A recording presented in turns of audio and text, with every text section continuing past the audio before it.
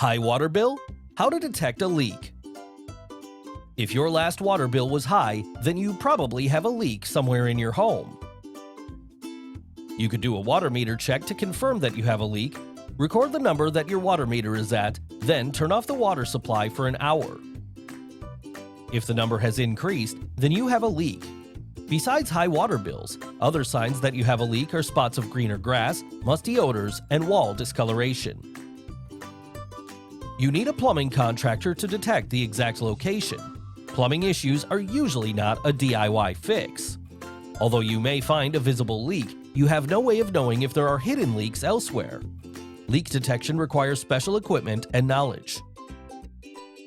Call Clark Heating, Air Conditioning and Plumbing at 334-449-7936 for your plumbing needs in Montgomery and the River region.